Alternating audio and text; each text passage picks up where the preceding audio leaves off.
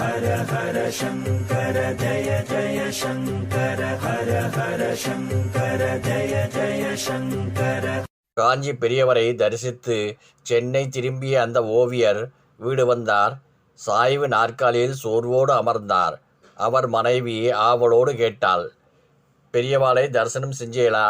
28 வயசாகியும் நம்ம பெண்ணுக்கு இன்னும் கல்யாணம் கூடி வரலைங்கிற கவலையை சொன்னேலா? பொருளாதார பிரச்சனை தான் நம்ம பெண் கல்யாணத்தை தாமதப்படுத்துறதுன்னு தெளிவாக சொன்னேனே.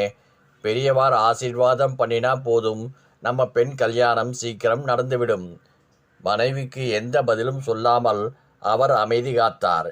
அவருக்கு சம்பளம் குறைவு, அன்றாட செலவுக்கே கடன் வாங்க வேண்டிய நிர்பந்தம். இதில் கல்யாணத்துக்கு பணம் சேர்ப்பது எப்படி? மாப்பிள்ளை வீட்டார் கேட்கின்ற வரதட்சணையை பார்த்தால் மனம் அலைக்கிறது.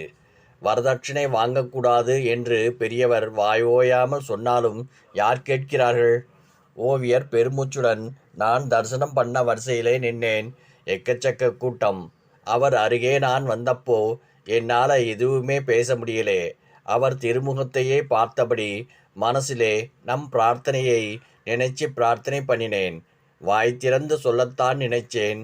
அதுக்குள்ள பின்னாளிலிருந்து நகரச் சொல்லி நெருக்கினர். குங்கும பிரசாதத்தை வாங்கி கொண்டு வந்துவிட்டேன். இப்படி ஆயிடுத்தேன்னு மனம் கலங்குகிறது. மனைவி தன்னை கோபித்துக் கொள்ளப் போகிறாள் என்று அவர் நினைத்தார். ஆனால் மனைவியின் எண்ணம் வேறு மாதிரி இருந்தது. எதுக்கு வாய்விட்டு சொல்லணும்? மனசில் நினைச்சின்றாலே போதும். பகவான் நம்ம கிட்ட பேசுகிறாரோ, ஆனால் நாம் மனசிலே வேட்டிண்டா நம்ம பிரார்த்தனையை நிறைவேற்றுறார். அது மாதிரி தான் சீக்கிரமே நல்லது நடக்கும். அவர்கள் பேசிக்கொண்டிருக்கும்பொழுது யாரோ கதவை தட்டினர். ஓவியரின் மனைவி கதவை திறந்தார். வந்தவர்கள், நாங்கள் இதே வீதியிலே குடிவந்து 6 மாதம் ஆச்சு.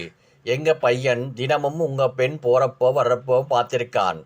அவளோட அடக்கம் அவனை கவர்ந்திருக்கு. நீங்கள் சம்மதித்தால் உங்கள் பெண்ணை கல்யாணம் பண்ணிக்க விரும்புகிறான்.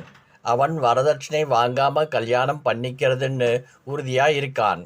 கல்யாணத்தை எங்கள் செலவிலேயே நடத்துவோம். அவன்கிட்ட எந்த கெட்ட பழக்கமும் கிடையாது. நிறைய சம்பாதிக்கிறான்.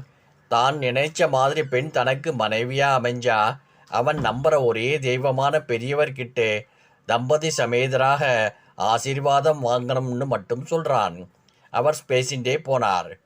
ஓவியரின் மனைவி அளவற்ற மகிழ்ச்சியோடு தன் கணவரை பார்த்தாள். அவர் விழிகளில் கண்ணீர் தழும்பிக் கொண்டிருந்தது. ஹர ஹர சங்கர ஜய ஜய சங்கர ஹர ஹர சங்கர ஜய ஜய சங்கர.